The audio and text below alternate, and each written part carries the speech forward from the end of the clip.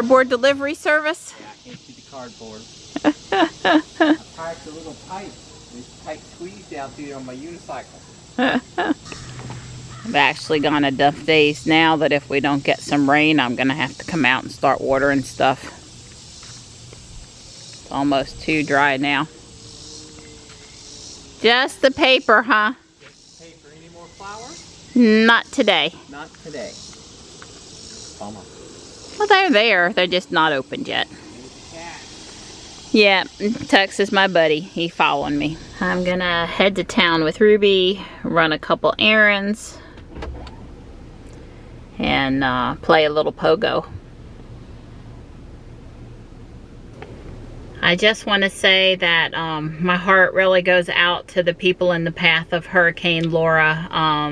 The 11 o'clock, 12 p.m. update last night, it brought a tear to my eye thinking about those people in the dark with that wind. Yeah, I feel really bad for them. I know they're in for a wait to have power restored, and some of them will have insurance claims, and I just I hope this is the only one this season, and I'm so sorry that it happened to them. South Park is pretty quiet today. Don said when I get home he's gonna try to wash one or both of the Teslas for his exercise today. It's kind of a hot and hazy afternoon. Ruby says it's 93.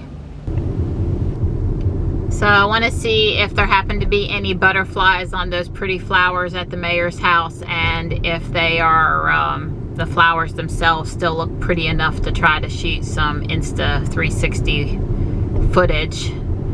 I just haven't gotten back over here. I know I have a lot of butterflies in my yard right now and no big camera to shoot pictures with. I did hear that they have started the repair work on my camera, so I know they're going to ship it back to me ground, I hope, from California. I hope I'll have it back within a couple of weeks. Well, there are quite a few pretty zinnias still here at this flower bed. There are some that are done. I don't see a swallowtail though, and it is a little breezy, although I would certainly try to overcome the breeziness if I saw a swallowtail. Pretty. I'm still glad I got out to enjoy them. And I still got a few days. I'll keep trying back before all these zinnias are done.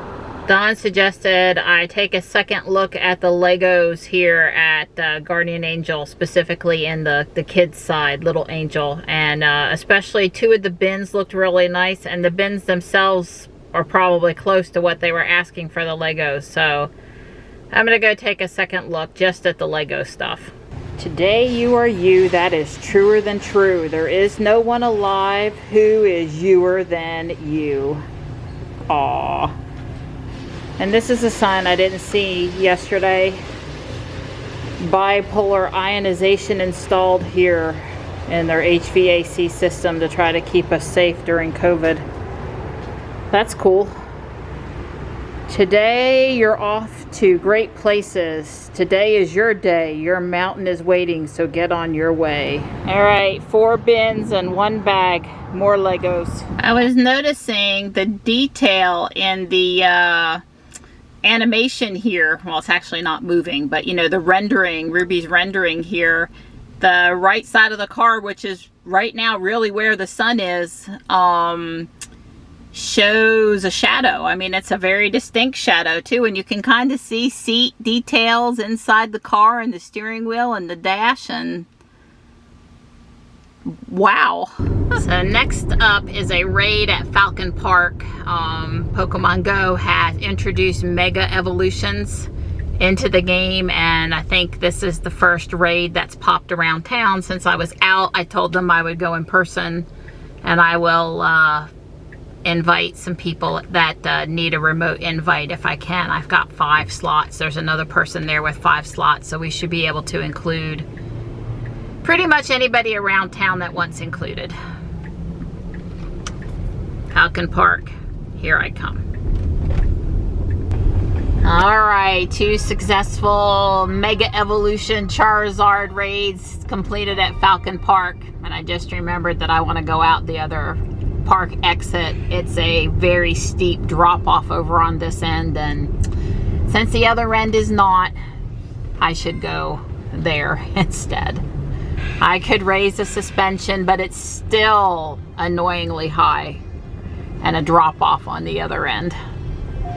So last stop before I head to the house, well, unless I get caught up in another raid, is I'm gonna run into Walmart. I have enough candies to evolve my Charizard, but I don't have enough Mega Charizard energy. Apparently something that I need to do 5 raids before I can evolve it. Oh, gonna be busy. Are people still stockpiling bleach cleaning? I guess they are. But they do have a bottle of my direct foam, which they haven't had in forever, so I'm gonna buy it. A girl can hope, but no luck.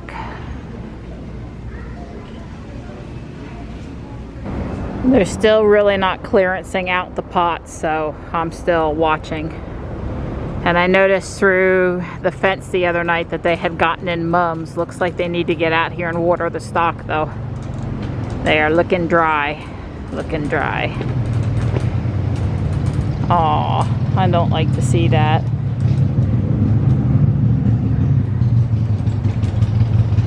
Yeah, well, that's going to be some wasted plants if they don't get out there and water them pretty quick. I guess it's that time. Does this mean we're going to get the cool weather to go along with it? I wish. Oh, black kitty blanket.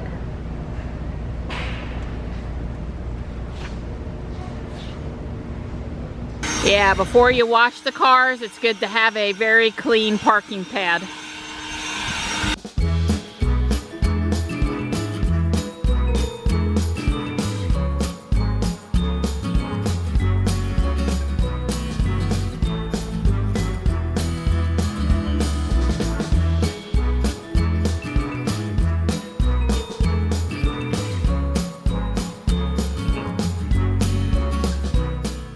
Looks like Tux is going to keep me company while I get Ruby a little drier and do the door frames and such.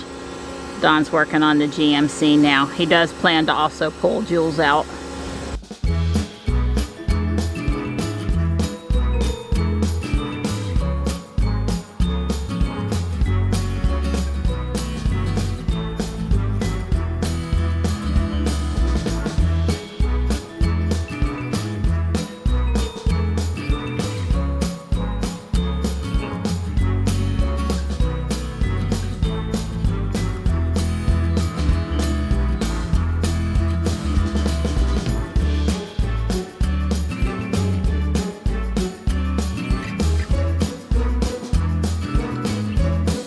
I just want to say that I've seen some new owners questioning why there would be water underneath the frunk, and Ruby has always had water outside of the seal for the actual frunk itself, like on this outer part, but never inside. So from my perspective, anything that's up here on this black is totally normal. As long as it's the gasket is holding and it's not inside of this area. This side I've dried. I do that every time we wash. Of course, we did use a power washer, but I do that every time. And as long as it's not in here, you're good, my opinion. Having to clean under the engine compartment. Well, yeah, you gotta. What's that? Right. Well, it's got all this black plastic that gets all this dust. I've kind of done it already. This is sort of just making sure I haven't missed a spot. But I usually wipe her down. It keeps her... It looks nice under there. Yeah, well, I have to say, them boys that do the inspections every time they open the hood up, well, especially the Scion, because I had all those... Painted stuff, yeah. Parts in there. Boy, especially those young guys, they would just like be wet in their pants. They'd be having a prayer meeting around Scions under the hood, basically worshiping the chrome and the bling and all that stuff I had in there. You know, that was, I always had to say, I always got a kick out of that. Well, I did Ruby's under the frunk in about a minute, so you know, my nice easy to clean frunk compared to the engine compartment, you know. Well, there's YouTube videos on how to do it, so I am not doing it that way. Right, but a little bit each time goes a long way to not looking horrible 10 years later. Yeah, the number one thing I would tell people is you should put like cotton gloves on, or those mechanics gloves, because there's lots of little things that you can catch your hand on and it'll nick it up. I've been very careful this time because I'm too lazy to go in there and get my gloves. But that and a paintbrush will make all, a dry, clean, bristly paintbrush makes all the difference in the world when you do this. This is, you know, what is this, 2000, I got it in December 2003. She's coming up on 17 years old. Yep. Doesn't look like a 17-year-old vehicle. Right. Dawn has called. Jules in the van tomorrow because we're dying out here in the heat. It's hot and we're tired, and yeah. Yeah. I'm going to take the GMC tomorrow to get it inspected. The inspection's due in September. But remember, I've talked about taking the tag, which is more power. Right, moving it to Jules. And you've got to do all that. First. You've got to have it all inspected and pay the taxes and all that stuff. So I'm going to get all that done. And then I can go to the DMV and do the paperwork. do the paperwork. Don is working on the tire black, and he needs the wheels backed up just a scooch, halfway. I'd say I did perfect. The valve stem was here, and now it's down there. 180 degrees, Donnie. Thank you.